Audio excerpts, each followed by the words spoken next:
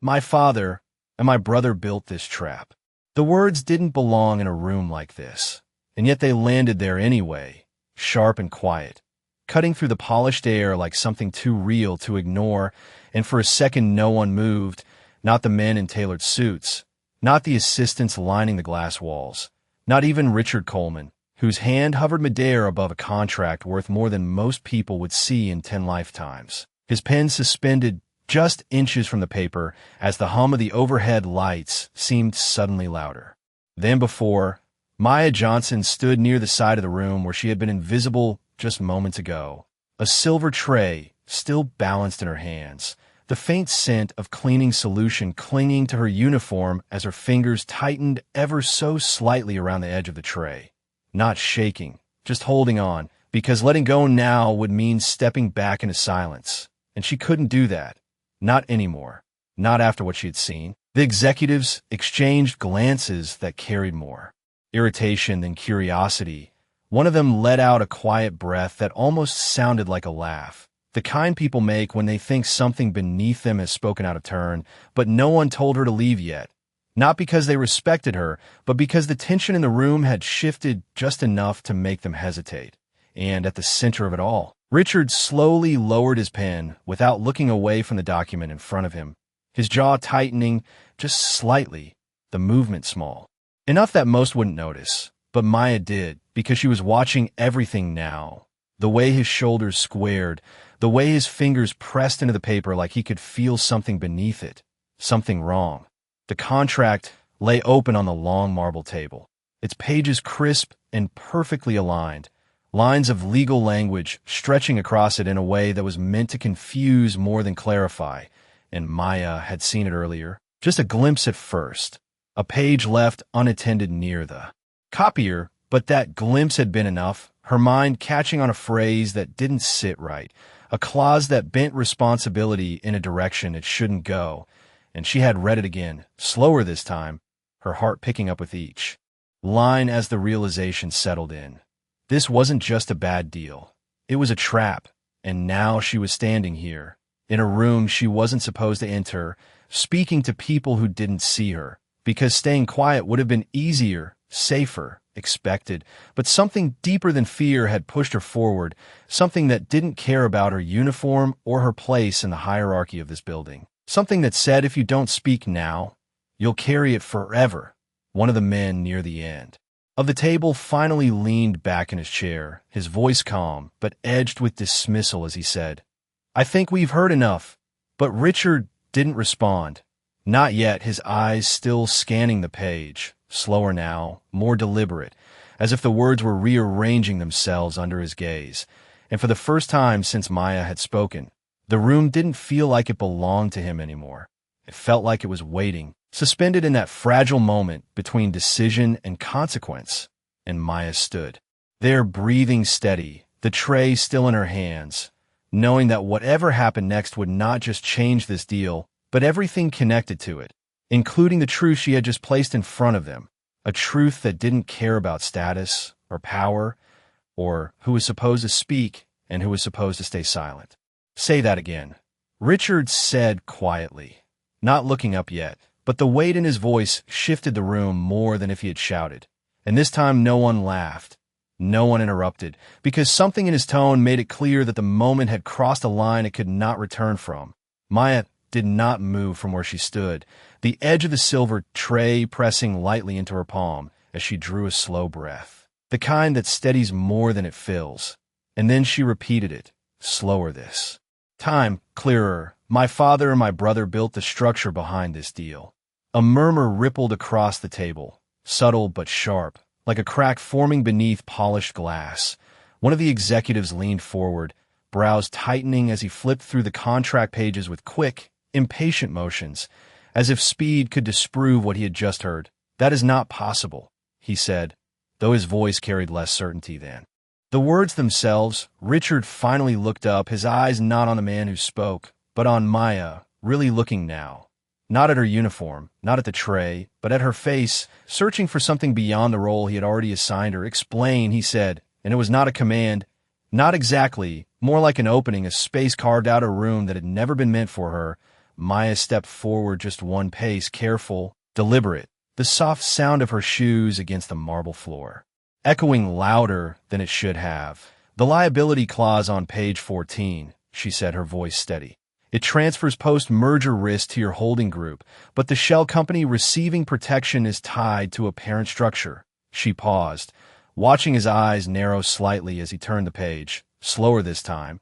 "That parent structure was registered under a trust 2 years ago," she continued. "The trustees are my father and my brother." Silence fell again, heavier now, not confusion, but recognition beginning to take shape.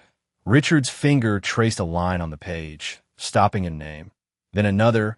His expression did not change much, but something behind it did. Something calculating, something shifting. "And you are telling me," he said, his voice still controlled but edged with something colder, "that your own family designed a contract that would collapse my company if I sign it." Maya swallowed, not out of fear, but because saying it out loud made it real in a way reading. "It never had." "Yes, sir," she answered, and for a moment her gaze dropped, just slightly, before she forced it back up, because this was the part that mattered. "They've built it to look clean, but it is not." One of the men at the far end of the table let out a quiet scoff, shaking his head as if trying to dismiss the entire exchange. "We are seriously entertaining this," he muttered, but his voice sounded smaller now, like it did not quite belong anymore. Richard ignored him completely, his attention fixed on the document, the room, and the woman who had just placed herself at the center of both. The pen still rested in his hand, but no longer hovered over the signature line. Instead, it tapped once lightly against the paper, a small, rhythmic sound that filled the silence in a way that made everyone wait. Maya stood still, her shoulders squared, the tray now lowered slightly at her side. No longer a shield, but not yet set down, because something was still holding it there. Maybe habit, maybe grounding, maybe the last piece of the roll she was about to leave behind. And then Richard spoke again, softer this time, almost himself. "If this is true," he said, eyes still on the page, "then someone expected me not to notice." His gaze lifted slowly, meeting hers with a clarity that had not been there before, and they almost got what they wanted. The room did not move, did not breathe, suspended in that narrow space where disbelief gives way to understanding. And for the first time since she had walked into the room, Maya was no longer invisible. The silence did not break. It deepened, like the room itself was leaning in to hear what would come next. And Richard did something no one in that room expected. He closed the contract slowly, not with frustration, not with finality, but with precision, the soft sound of paper meeting paper echoing across the glass walls, as if marking a line that had just been crossed. "No one leaves," he said, calm and controlled. But this time it was not a suggestion. It was gravity, the kind that pulled everyone into stillness without needing force. One of the senior partners shifted in his seat, clearing his throat as he reached for his phone, but Richard's voice cut through before he could move. "Put it down." And he did, not because he was told, but because something in Richard's tone made it clear that this was no longer a negotiation. It was an unraveling. Maya felt it too, the shift from business to truth, from power to consequence. And for a brief moment her grip on the tray loosened, just enough that the metal made a faint sound against her fingers, a small, human noise in a room that had been pretending to be untouchable. Richard stood then, slowly, his chair sliding back with a quiet scrape against the floor, and as he walked around the table, the distance between him and Maya closed in measured steps, not aggressive, not rushed, just deliberate, each one carrying a weight that made the executives avoid looking at either of them directly. "You read this on your own," he said, stopping a few feet from her, his eyes steady now, fully present. Maya nodded once. "Yes, sir," she answered, her voice softer than before, but not weaker. "And you understood what it meant," he continued. And this time it was not a question. It was confirmation. "I did," she replied, her shoulders straight, her breath even, because there was no reason to hide anymore. He studied her for a second longer, as if recalibrating everything he thought he knew. About the room, about the deal, about her. Then he turned slightly, just enough to address the others without taking his eyes completely off her.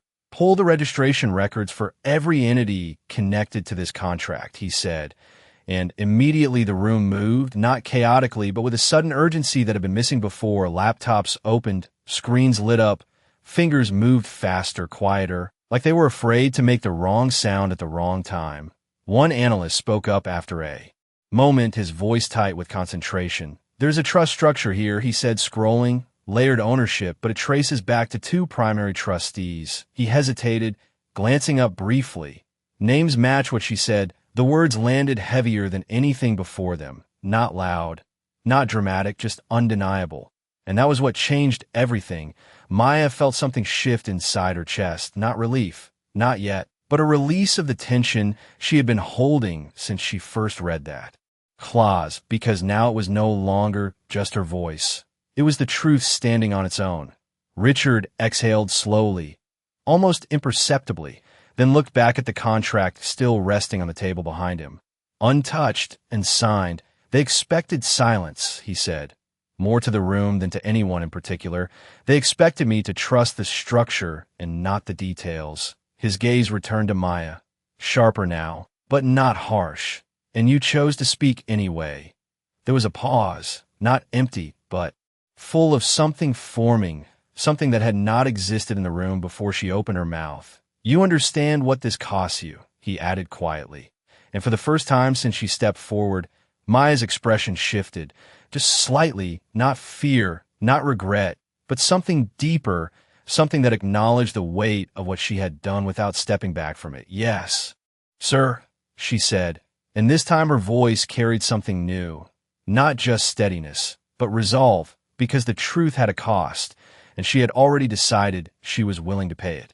No one spoke for several seconds, not because they did not have questions, but because the answers were already beginning to settle into place, heavy and irreversible, and the glow from the laptop screens cast a cold light across their faces, reflecting something closer to unease and authority. Richard turned slightly, his gaze moving across the table, not rushed, not searching, but measuring, as if he was seeing each person for the first time without the comfort of assumption. "Who reviewed this structure?" he asked, his voice even, but the question landed like a weight dropped into still water, creating ripples that no one could avoid. A man near the center adjusted his tie, his fingers lingering just a second too long as he cleared his throat. "It came through external counsel," he said, carefully, each word chosen as if precision could protect him. "We verified compliance." Richard did not respond immediately. Instead, he stepped back toward the table, his hand resting lightly on the closed contract, his fingers tapping once against the cover, a soft, controlled rhythm that filled the silence again. "Compliance is not the same as integrity," he said finally, not raising his voice, but somehow making it carry further. The man nodded quickly, though his expression did not match the agreement, because something in the room had shifted beyond explanation. Maya stood where she was, her arms now relaxed at her sides, the tray lowered completely, the cool metal brushing lightly against her uniform. And for the first time since she spoke, she allowed herself to feel the weight of what was unfolding. Not fear, not exactly, but a quiet awareness that every second forward would take her further away from the life she had known. Richard glanced at her again, not with suspicion, not with distance, but with something closer to recognition, as if the role she had been placed in no longer fit what he was seeing. "Why tell me?" he asked, and this time the question was not about the contract. It was about her. The room stilled again, because this answer did not live in documents or records. It lived in something harder to quantify. Maya hesitated just a fraction of a second, not because she did not know, but because saying it out loud made it real in a different way. "Because you were about to sign it," she said simply, her voice calm, steady, "and you would not have seen it in time." There was no accusation or tone, no attempt to impress, just truth, plain and unguarded. Richard held her gaze, the space between them quiet but not empty, and something in his posture shifted, subtle, almost imperceptible, but enough that the distance between power and person seemed to narrow. Behind him, one of the analysts spoke again, this time more certain. "There are additional layers," he said, scrolling, "shell companies linked through indirect ownership, all pointing back to the same trust." He paused, then added, "It is deliberate." That word hung in the air longer than the others. Deliberate. Not accidental. Not overlooked. Designed. Richard nodded once, slow, controlled, then straightened, his decision forming not in haste, but in clarity. "Terminate the deal," he said, and the words did not come with force. They did not need to, because they carried certainty. A few heads lifted sharply. One executive opened his mouth, as if to object, then stopped, the moment passing before it could take shape, because the room understood something now that it had not before. This was no longer about negotiation. It was about correction, about stepping back from something that had almost been allowed to happen. Maya felt the shift settle into her chest. Not relief, not yet, but something steadier, something that told her the choice she had made was no longer just hers. Richard reached for the contract again, not to sign, but to close it fully, his hand flattening the cover as if sealing it away for what it had almost become. Then he looked at her one more time, and this time there was no distance left in his eyes, only a quiet acknowledgement of the moment they now shared, a moment that had rewritten everything without raising a single voice. The decision did not echo. It settled, like something heavy finally finding its place. And for a moment the room seemed unsure how to move forward without the illusion it had been operating under just minutes before. Screens still glowed, fingers hovered above keyboards, but no one typed, because the outcome had already been decided, and it had not come from the people who were supposed to control it.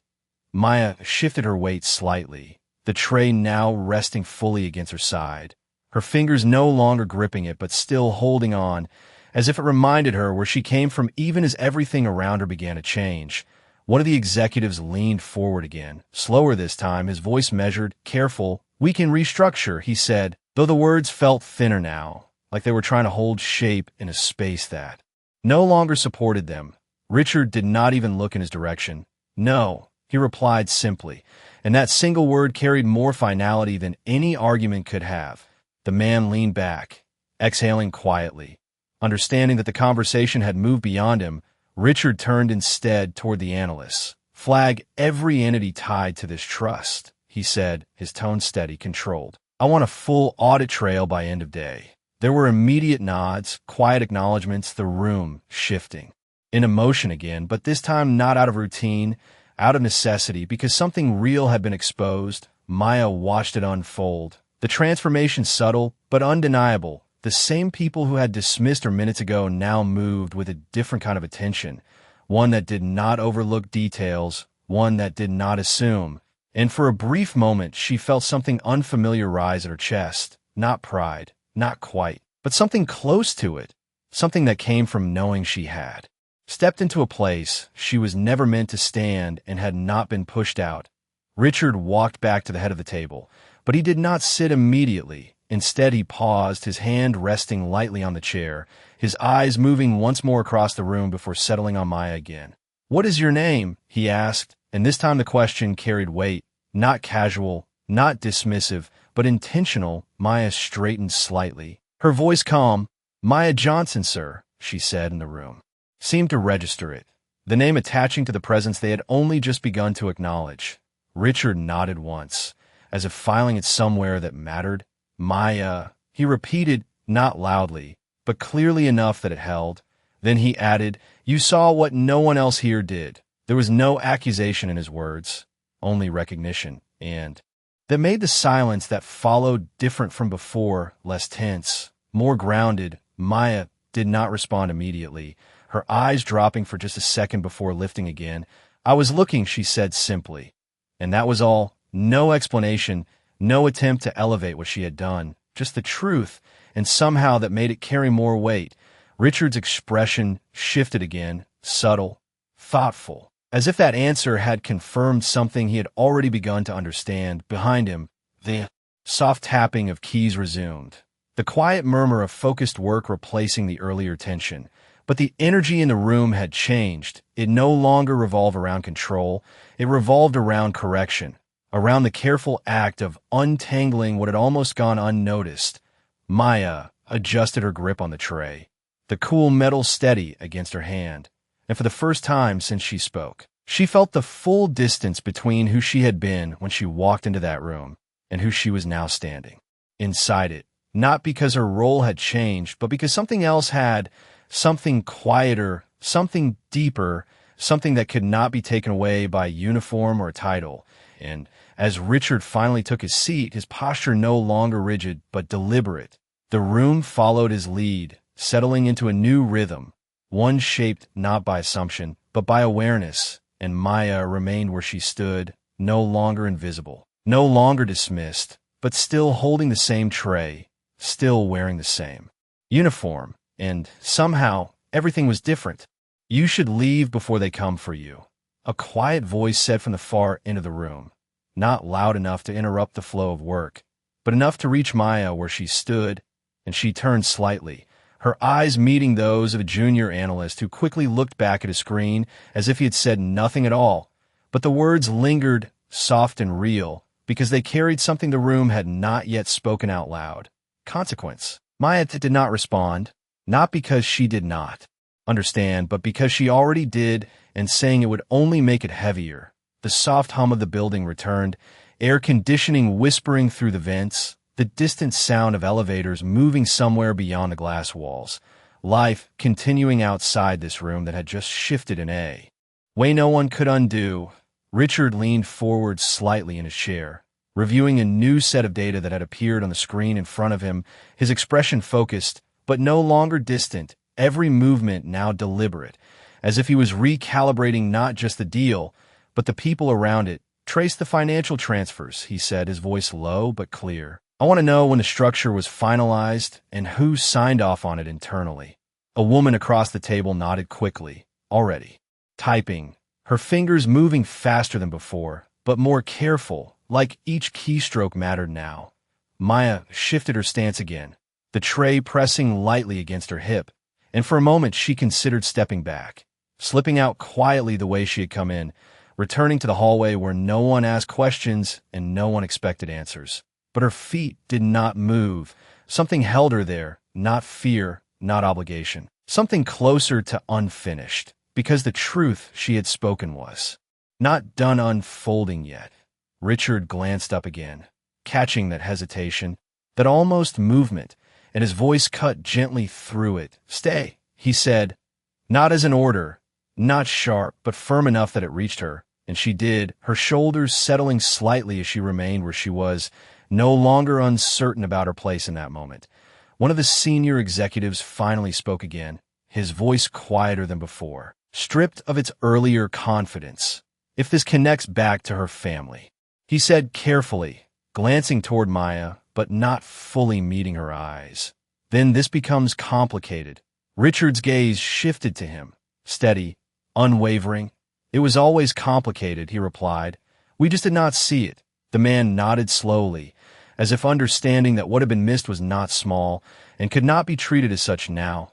The analyst from earlier spoke again, this time more clearly. "There are communications tied to the trust," he said, scrolling, "encrypted, but the timestamps match the contract revisions." He paused, then added, "This was coordinated." The word landed with quiet certainty, and the room absorbed it without argument, because the evidence no longer allowed for denial. Maya felt a tightening in her chest, not panic, not regret, but the reality of what that coordination meant. Her father, her brother, names she had carried her whole life now, tied to something she could not stand behind, something she had already chosen to step away from. And yet the connection remained, invisible but present. Richard leaned back slightly, his fingers resting against the edge of the table, tapping once, then stilling, as if the rhythm of his thoughts had reached a conclusion. "We are not moving forward with anything connected to this structure," he said, his voice calm, but final. "Not now, not later." No one argued, no one questioned, because the decision no longer belonged to uncertainty, it belonged to clarity. Maya let out a slow breath she had not realized she was holding, her fingers loosening slightly around the tray. And in that small release, something inside her shifted. Not the situation, not the consequences, but her place within it. She was no longer just the one who spoke. She was part of what came after. And as the room continued to move, quieter now, more focused. Maya remained standing in the same spot, but no longer standing alone in what she had done. The room did not return to what it had been. It could not, because something invisible had been broken open, and now every movement carried awareness, the kind that made even small sounds feel intentional. The soft click of a keyboard, the quiet shuffle of a document being repositioned, the faint hum of electricity in the glass walls that reflected everyone back at themselves a little too clearly. Maya stood still, but not frozen, her breathing steady, her eyes moving across the room with a different kind of attention now. Not as someone trying to stay unnoticed, but as someone who had already been seen and could not return to before. One of the analysts leaned closer to his screen, his voice low but firm as he spoke. "There is a secondary transfer scheduled," he said, scrolling with precision. "If the deal had been signed, the assets would have moved within 48 hours. The number hung there, specific, measurable, close enough to feel real." Richard's jaw tightened just slightly, not in anger, but in recognition of how narrow the margin had been. 48 hours, he repeated under his breath, almost like he was measuring the distance between what almost happened and what did not. One of the executives shifted again, this time less defensive, more unsettled. "That is not a coincidence," he said, though no one had suggested it was, because the room had already accepted that nothing about this was accidental. Maya felt the words settle in her chest. 48 hours. That was how close it had been, how easily the outcome could have been different if she had walked past that copier, if she had not paused, if she had chosen to stay silent like she had so many times before in places that were not meant for her voice. Richard stood again, slower this time, his hand brushing lightly against the edge of the table as if grounding himself in the moment. "Lock down all communications related to this structure," he said, his tone controlled but sharpened by clarity. "No one outside this room is to move anything connected to it." There were immediate responses, quiet confirmations, the room moving again, but with a tighter focus, like the margin for error had disappeared completely. Maya watched him as he moved, noticing something she had not seen before. Not just authority, but intention, the kind that came from understanding the weight of a decision before making it. He paused again, just briefly, then turned back toward her, and for a moment the room faded. Not physically, but in presence, because the space between them held something that had nothing to do with contracts or corporations. "You knew this would not end here," he said, not accusing, not questioning, just stating what was already true. Maya nodded once, slow, deliberate. "Yes, sir," she answered, her voice quiet but clear, because she had known, even before she spoke, that the truth does not stop where it is first heard. It continues, it expands, it reaches into places that are harder to face. Richard held her gaze for a second longer. Then something in his expression softened.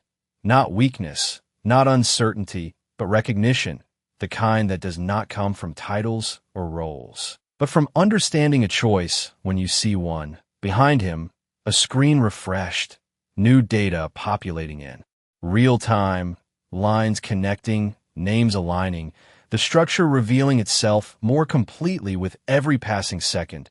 And the more it revealed, the clearer it became that this was not just a flawed deal, it was a deliberate design, one that relied on silence, on assumption, on people not looking closely enough.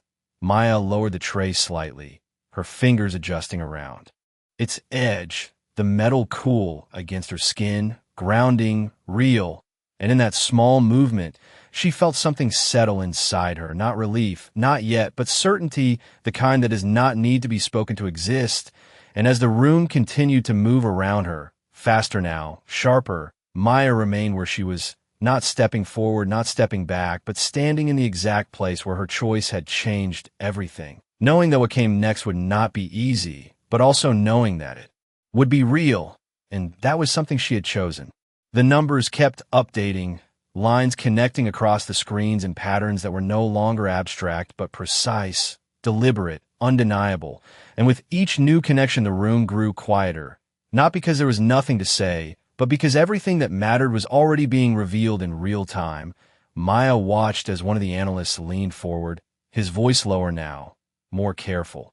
"There are timestamps tied to internal access," he said, scrolling slowly. "Someone inside this Building opened these documents before they were finalized. That detail shifted something again, subtle but significant, because it meant the design had not just been external, it had reached inside, had relied on proximity, on trust that had been quietly misused. Richard's expression did not harden.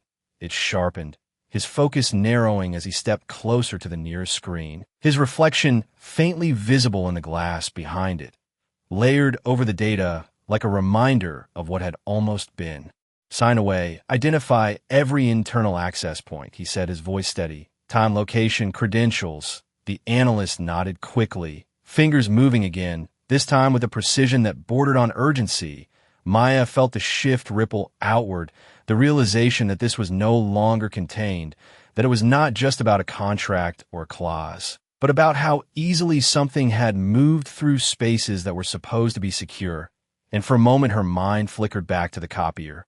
The quiet hallway, the unattended folder, how ordinary it had all looked, how easy it would have been to walk past it without a second glance. Richard turned slightly, his gaze returning to her, and this time there was something different in it, not just recognition, but understanding, the kind that comes when a detail connects with a decision. You found it by accident, he said, not dismissing, not diminishing, just stating what most in the room would assume. Maya shook her head once, small but certain. No, sir, she said, her voice calm. I stopped because it did not feel right. There was a brief pause, not long, but enough for the weight of that answer to settle, because it was not technical, not procedural.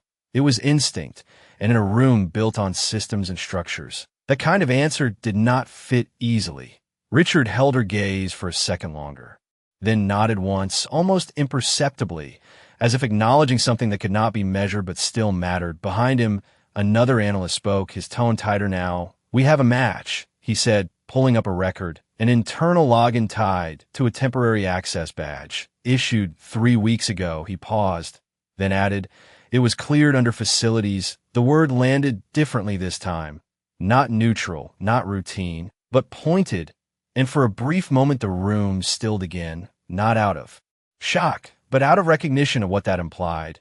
Maya felt the shift immediately, the connection forming before anyone said it out loud. Facilities, that was where she worked, where her badge came from, where her name existed in systems that were never meant to intersect with boardroom decisions. She did not move, did not react outwardly, but something inside her tightened. Not fear, not guilt, but awareness. The kind that comes when the line between where you belong and where you stand begins to blur. Richard did not look away from the screen, but his voice reached her anyway, calm, controlled. Bring up the access log details, he said, and as the data filled the screen, names began to appear, not hers, not yet, but close enough that the connection could not be ignored. Maya's fingers adjusted slightly around the edge of the tray, the cool metal grounding her again as she stood in the same place, watching as the room traced its way toward a truth that was no longer distant, no longer abstract, but moving steadily closer to something personal, something that would not just test what had been built, but who had chosen to protect it. And in that quiet, tightening moment, Maya understood that speaking had been only the first step, because what came next would ask more of her than silence ever had. The name appeared slowly, letter by letter, as the system finished loading.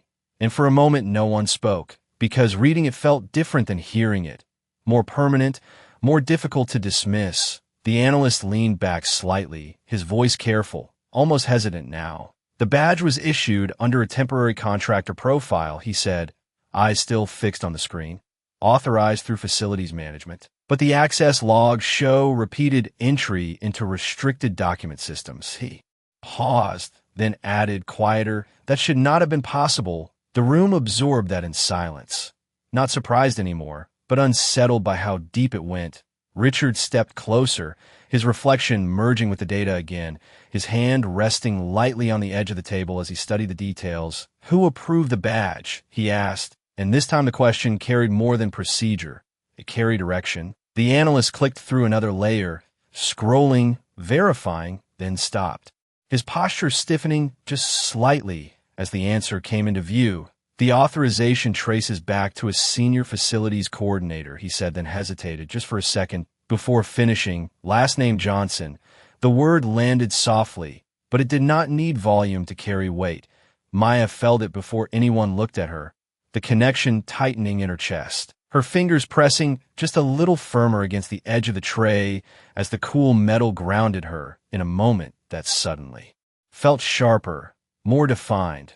No one spoke immediately, not out of uncertainty, but because the implication was already clear.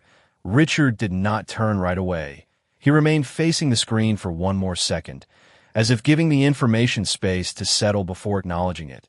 Then slowly, deliberately, he turned toward her, his expression not accusatory, not cold, but searching, precise. "Your family had access inside this building," he said, not as a question, but as a conclusion drawn from the facts in front of him.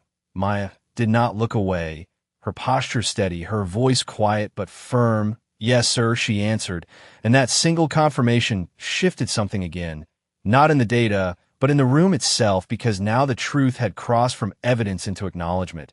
One of the executives shifted in his chair, his discomfort visible in the way he adjusted his sleeve, glancing briefly toward Maya before looking back at the table, as if unsure where to place his attention now. Richard took a step closer, not closing the distance aggressively, but enough that the conversation narrowed, focused. "And you still chose to speak," he said, his voice lower now, more personal.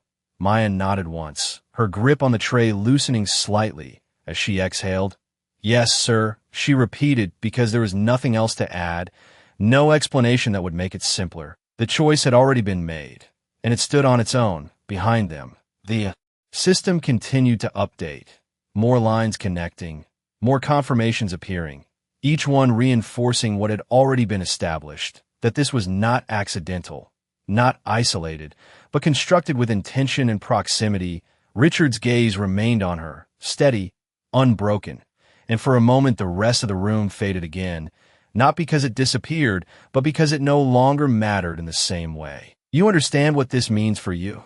he said quietly, not threatening, not warning, but acknowledging the weight that now existed beyond the contract. Maya held his gaze, her shoulders squared, her voice even. "I do," she said, and there was no hesitation in it, no second thought, because whatever came next, whatever consequences followed, they were already part of the decision she had made when she first spoke. The room remained still, suspended in that narrow space where judgment could have formed, but did not, because something else had taken its place, something quieter, something that recognized not just the connection she had to the problem, but the distance she had created from it.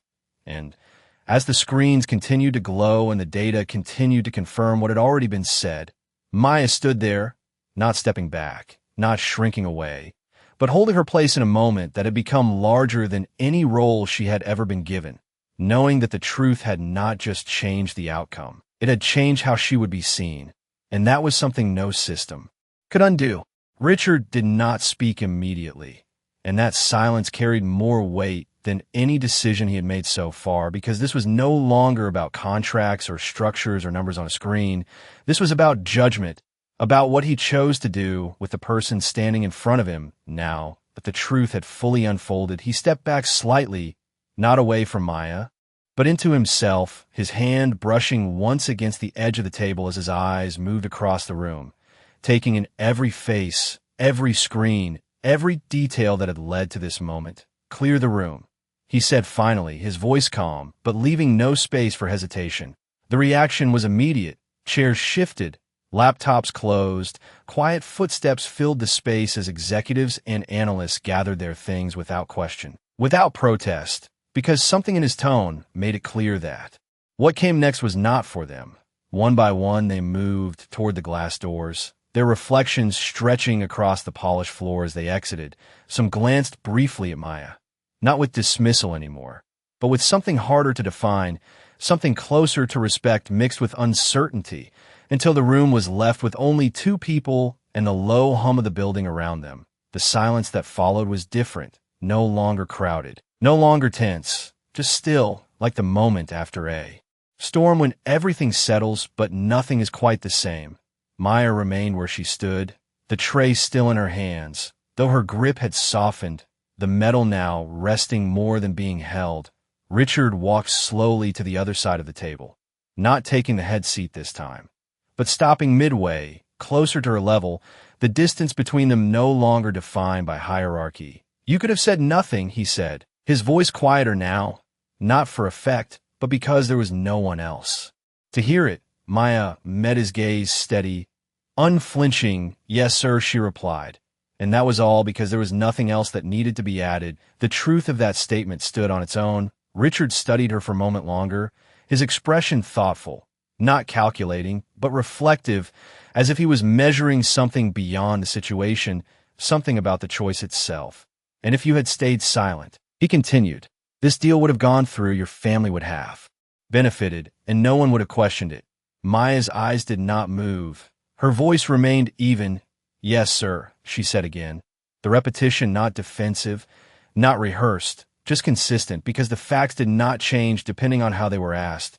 Richard exhaled slowly, his gaze shifting briefly toward the closed contract on the table, then back to her. "So why did you speak?" he asked, and this time the question was not about understanding the situation, it was about understanding her.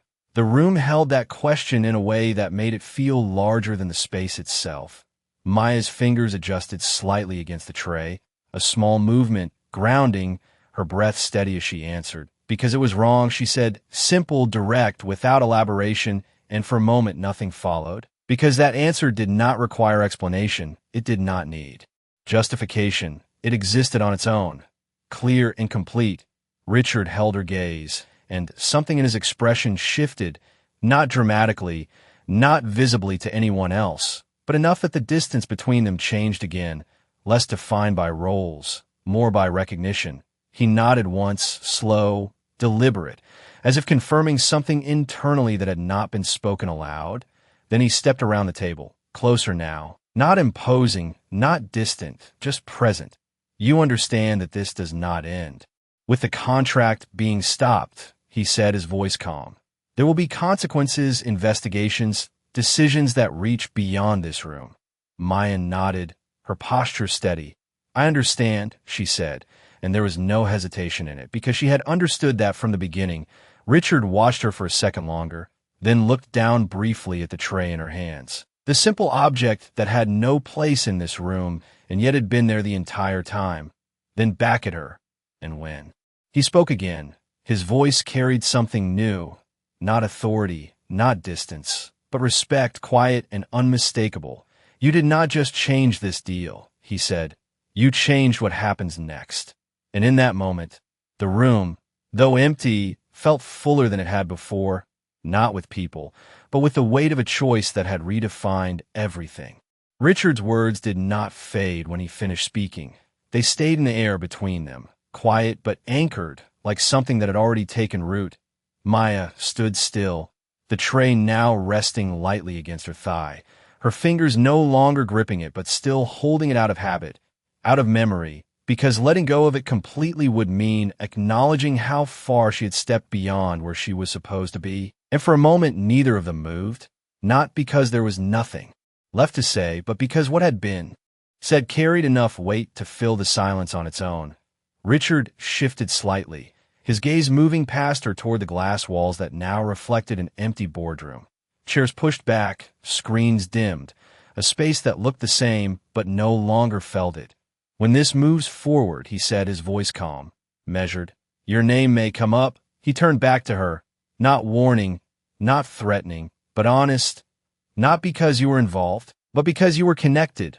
Maya nodded once, her expression steady. "I understand," she said. And she did, not just the words, but what they carried, the reality that the truth does not separate cleanly from the people around it, that even doing the right thing does not erase where you come from.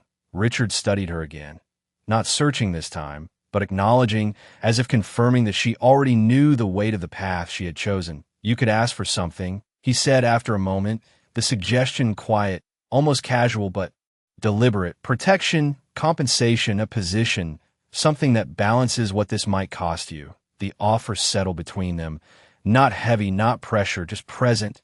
Maya's fingers shifted slightly against the tray, the cool metal grounding her again as she considered it.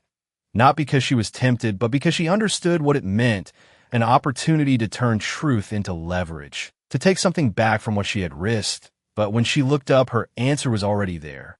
Steady, unchanged. "I'm not here for that," she said, her voice calm. Without hesitation, Richard's expression did not change immediately, but something in his eyes did, a quiet recognition of what that answer represented, not pride, not defiance, but consistency, the same clarity that had brought her into the room in the first place. "Then what are you here for?" he asked, not challenging, not skeptical, just asking. Maya held his gaze, her posture straight, her voice even.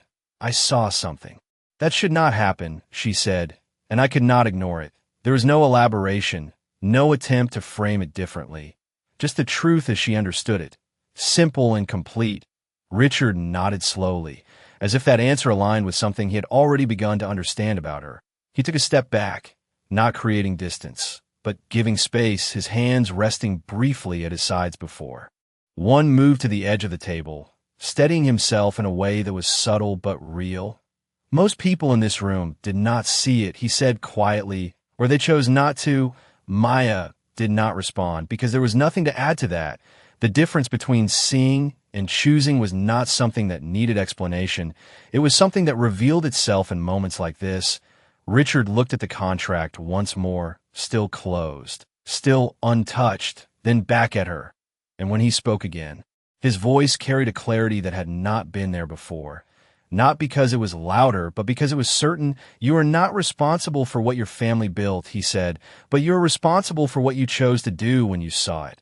Maya felt those words settle differently, not as relief, not as absolution, but as recognition, the kind that does not erase the past but places the present in its own space. Separate, defined by choice rather than circumstance. She nodded once, slow, deliberate, because she understood that, had understood it before she even stepped into the room. And as the silence returned, softer now, less tense, the distance between them no longer felt like a divide, but like a space where something had shifted, something that could not be undone. And Maya stood there, still holding the same tray, still wearing the same uniform, but no longer carrying the same weight she had when she walked in, because what she had chosen had already begun to redefine. What came next? Richard walked toward the window slowly, not turning his back on Maya, but shifting his position just enough that the city beyond the glass came into view, buildings stacked in quiet order, sunlight reflecting off steel and glass in a way that made everything look stable, controlled, as if nothing unexpected could happen inside structures built this carefully. But the room behind him told a different story now, one that could not be reflected in glass or measured in numbers. He stood there for a moment, his hands resting loosely at his sides, his posture no longer rigid with authority, but grounded in something quieter, something more deliberate. "There is a difference," he said after a pause, his voice calm, almost reflective, "between power that protects itself and power that protects others." He turned slightly, not fully facing her yet, but enough that his words carried directly. "Today, you chose the second one." Maya did not respond immediately, her eyes following the shift of light across the floor, the faint outline of her reflection beside his in the glass, smaller, less defined, but still there, still present, and she let out a slow breath, the kind that comes when something settles inside you, not fully understood, but fully accepted. "I did what I thought was right," she said quietly, her voice steady, not seeking approval, not avoiding it, just stating what had guided her. Richard nodded once, a small acknowledgement that did not need elaboration. Then he turned fully to face her, the distance between them no longer defined by roles or expectations, just two people standing in the aftermath of a decision that had changed more than either of them had expected. "That is rarer than you think," he said, and there was no exaggeration in his tone, no attempt to elevate the moment. Beyond what it was, just a simple truth. Maya shifted her grip on the tray, her fingers relaxing slightly as the weight of it became less noticeable, as if her body was finally adjusting to the fact that she did not need to hold on so tightly anymore. The room remained quiet, but it was no longer the silence of tension. It was something softer, something that allowed space instead of constricting it. Richard stepped back toward the table, his hand brushing lightly against the closed contract. Again, not out of habit, but as a reminder. And when he spoke next, his voice carried a quiet clarity. "There will be a formal investigation," he said. "External, independent, thorough." He looked at her directly. "Your name will be part of the record, not as a participant, but as the reason this stopped." Maya nodded slowly, absorbing the weight of that. Not as recognition, but as responsibility. Because being part of the record meant the moment would not disappear. It would remain documented, examined, understood by people who were not in this room. "I understand," she said, her voice calm, and she did, not just the words, but what they meant for everything that would come after. Richard studied her for a moment longer, then something in his expression softened again, not visibly to anyone else, but enough that the space between them felt different, less like a boundary, more like a bridge. "When this is over," he said, "you will have choices." He did not specify what those choices were, did not frame them or define them, because he understood that offering them was enough. Maya held his gaze, then shook her head gently, not rejecting, not dismissing, but clarifying. "I already made mine," she said, and there was no hesitation in it. No uncertainty, just a quiet certainty that did not need to be explained. Richard paused, then nodded once, a small movement that carried understanding. And for a moment, neither of them spoke because there was nothing left that needed to be said. The room held that stillness without pressure, without expectation, just a shared awareness of what had happened and what it meant. And as the light shifted slightly across the floor, stretching longer through the glass, Maya stood there, still in the same uniform, still holding the same tray, but no longer defined by either. Because the choice she had made had already begun to shape something beyond the room, something that would continue long after they both walked out.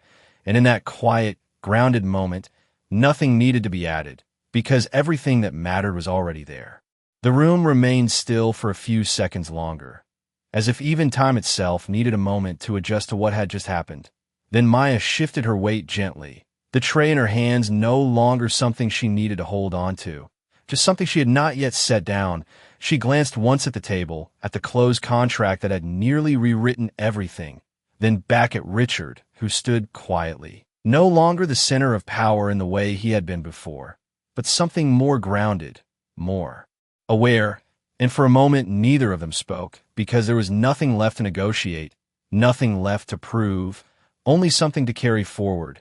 Maya finally turned toward the door, her steps soft against the polished floor, each one steady, unhurried, not retreating, not escaping, just moving on, her reflection stretching briefly across the glass walls before fading as she reached the exit. Her hand paused on the handle for a fraction of a second, not out of hesitation, but acknowledgement of what had just ended and what had just begun. Then she opened the door and stepped into the hallway, where the air felt different, lighter, not because the world had changed, but because she had. The quiet hum of the building returned around her, distant voices, the faint roll of a cart somewhere down the corridor, ordinary sounds that now felt sharper, clearer, more real. She walked forward, the tray still in her hand, the same uniform on her shoulders, nothing visibly different, and yet everything was inside the boardroom. Richard remained where he was, his gaze resting for a moment on the space she had just left behind, the silence she carried with her lingering in the room. He exhaled slowly, then turned back toward the table, toward the contract that no longer held any power, his hand resting lightly on its surface before pulling away, as if acknowledging what it represented without needing to open it again. He moved to the window once more, looking out at the city that continued without pause. But this time his reflection in the glass looked different to him, not because it had changed, but because he had seen something that shifted how he understood it. Not control, not certainty, but responsibility, the kind that does not come from position, but from choice. Down the hallway, Maya slowed her steps slightly as she passed the service station, setting the tray down gently on the counter, the soft sound of metal meeting surface marking the first thing she had let go of since she stepped into that room. Her fingers lingered for just a second, then released it completely. Her hands now empty, but not uncertain. She straightened slightly, taking a quiet breath, the scent of cleaning solution still faint in the air. Familiar, grounding, but no longer defining. She turned and continued walking, blending back into a world that would not immediately recognize what she had done. And that was fine because she did not need it to. What mattered had already happened. Back in the boardroom, Richard spoke quietly to himself, the words. Not meant for anyone else. Not even for the room. She was not powerful, he said, his voice low, almost reflective. But she made the right choice when it mattered. And the silence that followed did not feel empty. It felt complete, as if the moment had reached exactly where it was meant to. Maya disappeared down the hallway, her steps steady her. Presence quiet again, but not invisible. Not anymore.